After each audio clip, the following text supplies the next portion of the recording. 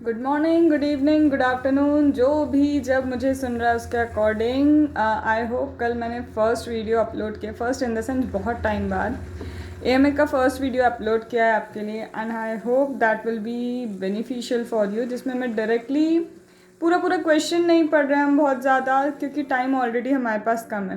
क्योंकि एग्ज़ाम हो या नहीं हो, हमारे लिए जो स्टूडेंट्स मुझे फॉलो कर रहे हैं उनको तो ये मानना है 29 जुलाई को हमें सेकंड ग्रुप देना है। जो लोग फर्स्ट ग्रुप साथ में दे रहे हैं उनकी बात नहीं कर रही हूँ, वो तो भैया फर्स्ट ग्रुप के हिसाब से ही चलो। देखो, एग्ज़ाम होने की सर्टेनिटी क्या है क्या नहीं, हम उस पर इतनी चर्चा करके भी कुछ नहीं कर सकते, because the last call will be of ICI.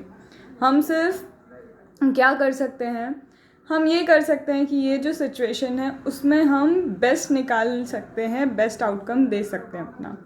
ना डिपेंड कि यहाँ पे मैंने क्या किया है। एम में मैं आपको दे रही हूँ, आज भी आपको बहुत ज़्यादा क्वेश्चन देने की कोशिश कर रही हूँ मैं सुबह से। It's near about 8:40। ठीक है, मैं 8:40 से अभी दिन भर जितने मुझसे बन सकते हैं। Today I have not picked any of other work of mind, only AMA. Only AMA means no इसका ऑल्सो, टुडे के लिए, सिर्फ आज के लिए इसका भी नहीं। कोशिश कर रही हूँ मैं कि ज़्यादा से ज़्यादा हम क्वेश्चंस आज कवर कर लें, क्योंकि जैसे ही हमारा चैप्टर नंबर 2 कवर होगा तभी ना हम स्टैंडर्ड कॉस्टिंग पे पहुँच पाएंगे। और एक दिन का इसका का gap is not big thing. आज अगर मैंने कैसे भी आपको ज़्यादा से ज़्यादा क्वेश्चंस दे दिए तो दैट विल बी लाइक कि हाँ, हमें एक मोटिवेशन और एक क्या होता है कि अच्छा लगता है कि चलो इतने क्वेश्चंस हैं, हमारा हो गया चैप्टर 2 हो गया, फिर मेरी तरफ से आपका चैप्टर 5 बचेगा। इसके अलावा आपको कुछ चाहिए तो you have to give me in the comments कि मैम ये चीज़ें चाहिए होंगी। ठीक है, अब देखो, इसका का मैंने आपको कहा था, मैं आपको बता दूँगी आपको कैसे पढ़ना है। तो देखो, इसका अगर मैं बोलूँ कि सिर्फ और सिर्फ this is your book of AMA only, I am having this and it is like कि करना है, बस करना ही है। चलो मैं पहले इसका का आपको बताती हूँ, इसका आपको कैसे पढ़ना है। सपोज़ ये जैसे आपकी स्टडी मटेरियल है, आपने स्टडी मटेरियल खोला, let it be chapter number 2, chapter number 5, जो भी चैप्टर आप पढ़ रहे हैं वो पढ़ेंगे। अब क्या होता है, जब आप स्टडी मटेरियल में पढ़ते हैं, स्टडी मटेरियल में पर्टिकुलर टॉपिक से रिलेटेड सारे क्वेश्चन एक के बाद एक के बाद एक आते जाते हैं, बट वहाँ क्वेश्चन फॉर्मेट होता नहीं है। सो यू डोंट रियलाइज़ कि एक्चुअली अच्छा ये क्वेश्चन है, ये टॉपिक इस तरह का है। ठीक है, अब आपको करना क्या है, आपको एसएम के साथ ही पीएम को कंप्लीट करना है। मैम एसएम के साथ पीएम को कैसे कंप्लीट कर सकते हैं?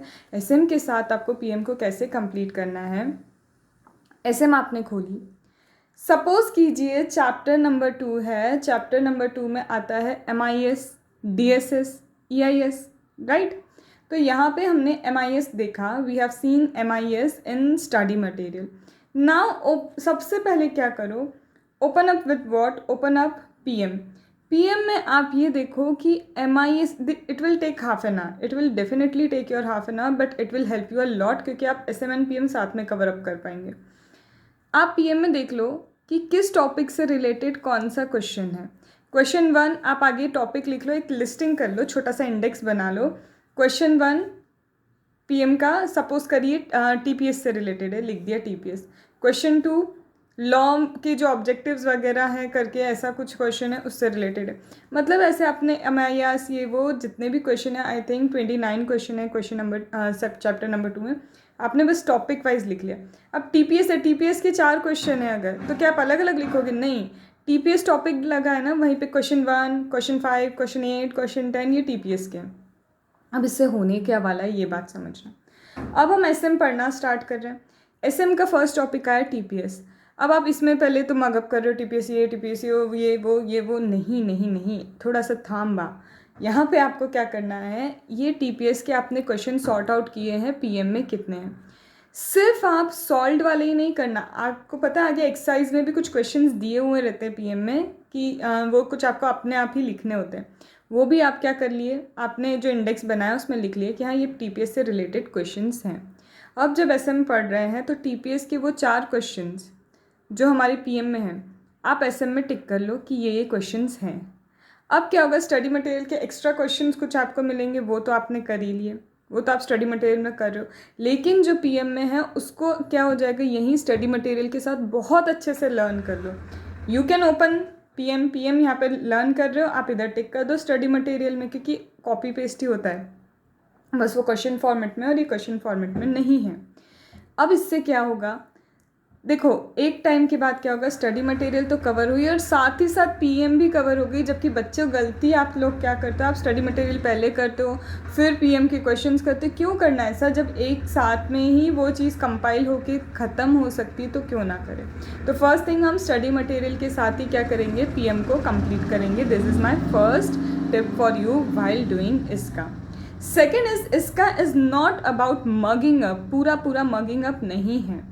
कई बार क्या होता है कि इसका के कीवर्ड्स जैसे मैंने आपको लर्न करवाया, मैं कुछ कीवर्ड्स के बेसिस पे ही आपको बता देती हूँ कि ये ऐसा है, ये ऐसा है, ये ऐसा है, ये ऐसा है। वो कीवर्ड्स जो है मैं इंग्लिश में बोल रही हूँ वो आपके आंसर में इनकॉर्पोरेट होना ज़रूरी है। तो आपको वो कीवर्ड्स को क्या करना है, अपने आंसर में इनकॉर्पोरेट करना होगा। उसी के बेस पे आपको पूरा आंसर स्ट्रक्चर करना है। वो कीवर्ड्स आ गए और बाकी की चीज़ें अगर हम हिंदी में भी समझ गए कि अच्छा ट्रांजैक्शन प्रोसेसिंग सिस्टम में क्या है, डे टू डे बेसिस पे सारे ट्रांजैक्शन रिकॉर्ड होते हैं बिजनेस के, समझ रहे हो, ठीक है। यहाँ स्टोरेज ज़्यादा चाहिए, क्यों, क्योंकि नंबर ऑफ ट्रांजैक्शन यहाँ पे क्या है, ज़्यादा है। तो ये जो इंग्लिश में बोल रही हूँ ये सब कीवर्ड्स है जो वहाँ पे इंसर्ट होने ही चाहिए। क्या बाकी की हिंदी आप इंग्लिश में कन्वर्ट कर सकते हो? आई थिंक अब सीए फाइनल वाले हो तो इतनी इंग्लिश तो हमारी अच्छी होनी चाहिए कि हम एक रिस्पेक्टेड वे में, एक ढंग के तरीके से उसे इंग्लिश में कन्वर्ट कर पाएँ, ठीक है। तो दिस इज़ द वे आप लर्न करोगे, क्योंकि देखो सारी चीज़ें लर्न नहीं की जा सकती, दिस इज़ अ फैक्ट। पर कीवर्ड्स तो लर्न किए जा सकते हैं और कीवर्ड्स के थ्रू जो अंडरस्टैंडिंग है अगर हम उसे लिखने में सक्सेसफुल हो गए तो इसका इज़ नॉट अ बर्डन, आप कम से कम 4 बार तो रिवाइज ही कर लोगे उसको, राइट। तो this is my second tip कि कीवर्ड्स के थ्रू आप चीज़ों को हिंदी में समझो या फिर जो भी आपकी लैंग्वेज है, the language you prefer, use keywords and try to learn the answer through them, ठीक है। This was the second tip for इसका। You can also use it not only for इसका, for any of the theory subject. फिर third आता है revision, cumulative revision. And many of times what I found कि cumulative revision का मतलब है book खोल के showing this and this and this this this this ऐसे पढ़ना। This is not the way, let me tell you, this is not the way. Revision is not rereading, ये मैं बहुत बार बोल चुकी हूँ। Revision is not equal to rereading. Revision का मतलब है आपने आज जो पढ़ा, सबसे पहले आज अगर मैं इसका के 5 क्वेश्चन ही याद कर रही हूँ तो मुझे क्या करना है, कल जैसे ही मैं फिर से इसका के लिए बैठूंगी तो सबसे पहले आइज़ क्लोज करके मुझे याद करना है मैंने टीपीएस में 5 क्वेश्चन कौन से किए थे। तो टीपीएस के सारे क्वेश्चंस पहले याद करो, जिससे, क्योंकि इसका में गलती यही होती है, आंसर तो याद रहते, क्वेश्चन याद नहीं रहते। तो सबसे पहले आँख बंद करके हाँ ये क्वेश्चन थे मेरे, फर्स्ट में मैंने ये कीवर्ड किया था। आंख बंद करके बुक बंद करके याद करना इज रिविजन, देख के पढ़ना is rereading. And there is a difference between rereading and there is a difference between revision. Revision करोगे, चीज़ें याद हैं तो यहाँ पे आ गई हैं और वो रजिस्टर होंगी, आपको कॉन्फिडेंस मिलेगा कि कल की चीज़ मुझे आज यहाँ पे याद है। फिर इसके बाद परसों फिर 5 क्वेश्चन करोगे, क्योंकि जनरली मैं तो इसका का यही करती हूँ, 5 क्वेश्चन पीएम के रोज़ उठाने को कहती हूँ आपको, ताकि 5 को अच्छे से करो, कल उन 5 को रिवाइज करो, आगे के 5 करो। पर अब टाइमिंग देखो, एग्ज़ाम होना नहीं होना एक डिफरेंट थिंग है, पर अब टाइमिंग कम है तो आपको एटलीस्ट एक दिन में क्या करना होंगे, 10 क्वेश्चन तो लर्न करने होंगे अगर पीएम कवर कर रहे हो तो। हार्डली हर चैप्टर में 30 क्वेश्चन है, मतलब 3 दिन में आपका एक चैप्टर अभी भी कंप्लीट हो सकता है। तो वो सारी चीज़ें आप स्केड्यूल बना सकते हो। अब री रिविज़न से क्या है, हम एग्ज़ाम टाइम पे री रिविज़न का कॉन्सेप्ट नहीं लगा रहे हैं, एग्ज़ाम टाइम पे क्यूमुलेटिव रिवीजन का कॉन्सेप्ट नहीं लगा रहे कि पहले सारा लर्न कर रहे फिर एग्ज़ाम टाइम पे हम रिवीजन करेंगे, नहीं, साथ में ही क्यूमुलेटिव रिवीजन करते जाना पड़ेगा और वही हम यहाँ पे कर रहे हैं। तो सबसे पहली चीज़ आपको क्या करनी है, the first thing SM PM should be completed along with SM. Second, use keywords to learn your answer. And third is don't reread, do cumulative revision. ये 3 चीज़ें हो गई और मैं आपको बताऊंगी मैंने कवर अप किया है इसका जो है, इसका के चार्ट मेरे बने हुए हैं। वो चार्ट्स कैसे, मैंने ओवरऑल चैप्टर को 2 पेजेस में भी कंप्लीट किया है, ताकि मुझे क्या है एग्ज़ाम टाइम पे मेरे ब्रेन को लगे कि सिर्फ मुझे ये 2 पेजेस पढ़ने हैं या 3 पेजेस। मैक्स टू मैक्स मैं बोलती हूँ एक चैप्टर को मैंने 4 पेजेस में कवर किया, वो मैक्स है, मैंने किया है, मैं आपको दिखाऊंगी। तो मैक्स टू मैक्स अगर मैंने 4 पेजेस में एक चैप्टर को कंप्लीट किया है तो 8 पेजेस हैं। तो 8 4 बच्चा कितना होता है, जल्दी बोलो। तो यहाँ पे आपको क्या करना होगा, यहाँ पे ये जो 32 पेजेस है, मुझे इतना पता चल गया ओके इट्स ओनली 32 पेजेस और मेरा पूरा रिवाइज हो चुका होगा। तो एग्ज़ाम में जिस दिन आप एग्ज़ाम देके आए हैं, अगर उस दिन आपने वो 32 पेजेस कर लिए तो आपका जो वो है कॉन्फिडेंस है वो कितना हाई होगा कि एक बार तो मेरा भैया आते से ही पूरा रिवीजन हो चुका है। अब इसके बाद हम लिख के करना चाहें, इसके बाद फिर से 32 पेजेस करना चाहें, इसके बाद या फिर पीएम पूरी फिर से पढ़ना चाहो, सब कर लोगे, क्योंकि एक बार हो गया ना तो दूसरी बार इतनी मोटी बुक पढ़ने में भी तुम्हें आलस नहीं आएगा। दिमाग को बर्डन तब होता है जब उसको दिख रहा है कि अभी इतना और करना है, अरे इतना और करना है, अरे इतना और करना है। इससे अच्छा आते से ही वो 32 पेजेस पढ़े, ख़त्म, वहीं कहानी ख़त्म, वहीं पे आपका एक बार हो गया। अब इसके बाद आप कुछ भी पढ़ोगे ना तो इतना मोटा मोटा भी जल्दी कर लोगे, क्योंकि आपको पता है कि मुझे ये सब याद है, अब मैं रिवाइज कर रहा हूँ। और पहले रिवाइज करना और उसमें फिर रीड करना एग्ज़ाम टाइम पे, और पीएम ले लेना। और उसमें भी इम्पॉर्टेंट क्वेश्चंस जो पास्ट के हैं, एमटीपी है, आरटीपी है, वो तो करना ही करना है हमें। तो आप एक बात बताओ, it would be very easy for you, और ये किसी भी थ्योरी सब्जेक्ट के लिए आप यूज़ कर सकते हो। It's not only about इसका, it could be any theory subject. It could be even for a 12th class student who is doing BS. It could be even for economics. It could be for DT, IDT. कोई भी theory subject के लिए आप ये सब कर सकते हो। Strategy of learning, strategy of understanding यही होना चाहिए।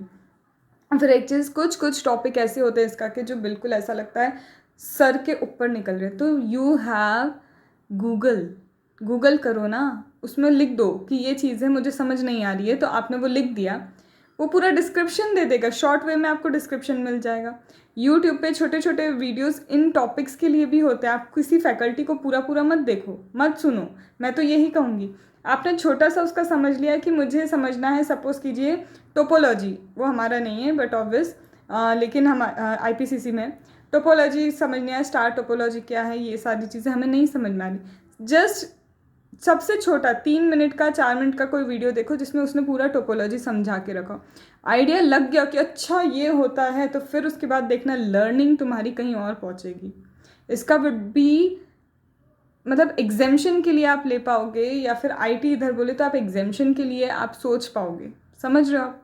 तो this is the way to do any of the theory subject, और स्पेशली अगर अभी के लिए बात करें तो IT एंड इसका, ठीक है। तो चलो अच्छे से पढ़ो, और थोड़ा सा आज 2 जुलाई है, बिल्कुल है, और आज देखते हैं क्या होता है। बट मैं एक ही बात बोलूँ आपको, योर स्टेट ऑफ माइंड, अभी जो आपका स्टेट ऑफ माइंड है ये कहीं ना कहीं सर्कमस्टेंस से नहीं अफेक्ट हो रहा है। मैम ये कैसी बात कर रहे हो, सर्कमस्टेंस से हमारा स्टेट ऑफ माइंड अफेक्ट नहीं हो रहा, कैसी बात ही कैसी कर दी। This was your choice. आप एक चीज़ बोलो, 5 बच्चों को मैं लेती हूँ और बोल रहे हैं कि एग्ज़ाम होगी नहीं होगी, होगी नहीं होगी। आप देखो कमेंट, किसी भी जगह जाके कमेंट सेक्शन देख लो, कुछ बच्चे बोल रहे पढ़ लो ना यार, एग्ज़ाम होनी हो आज हो या कल हो, पढ़ना तो है। कुछ बच्चे बोल रहे हैं कि दिक्कत आ रही है, हम पढ़ना चाहते हैं लेकिन दिक्कत आ रही है। कुछ बच्चे मैं तो पढ़ रहा हूँ, बिल्कुल पढ़ रहा हूँ, और कुछ बच्चे हैं कि बता दो तो हम नहीं पढ़े, और कुछ बच्चों ने तो ऑप्ट आउट कर लिया। मतलब एक ही सिचुएशन में 5 बच्चों के रिएक्शन अलग है, हर बच्चे का रिएक्शन अलग है, because it is your choice आप कैसे चीज़ों को लेते हो। मैं एक ही चीज़ बोलूँगी, एग्ज़ाम ओरिएंटेड मत पढ़ो, नॉलेज ओरिएंटेड जब तुम पढ़ने लग जाओगे तो तुम ये सोचो कि ऐसे ही अगर कल एग्ज़ाम हो रही है तो हम कल एग्ज़ाम भी दे देंगे, क्योंकि मैंने नॉलेज बेस पे पढ़ा था। पूरा की पूरा कोर्स मैंने ऐसे करा है कि मुझे नॉलेज होना चाहिए ताकि मैं किसी भी फील्ड में जाऊँ, आगे FR में जाऊँ या फिर मैं किसी भी फील्ड में, फाइनेंस की फील्ड में जाऊँ। मैंने इस चीज़ को बहुत अच्छे से करा है। तो तुम मुझसे आज एग्ज़ाम ले लो, अपने नॉलेज के लिए प्रिपेयर कर लो, अपने आप एग्ज़ाम सेकेंडरी लगेगी और नॉलेज ही आगे काम आएगा। एग्ज़ाम के नंबर्स तो कुछ नहीं है, अभी इससे पास हो जाओगे, उसके बाद एग्ज़ाम के नंबर कोई नहीं पूछेगा। It would be only degree.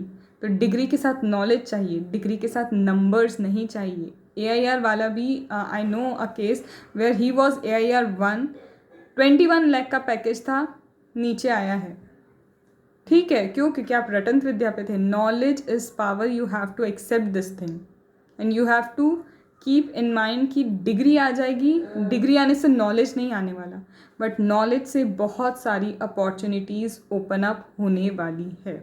Okay, so all the best, stay positive and do cumulative revision, prepare summary notes, and if you have any query you can ask me. In the description box I am giving the WhatsApp number, through that you can contact any of the query of yours related to you are unable to prepare, ये problem आ रही है, वो problem आ रही है.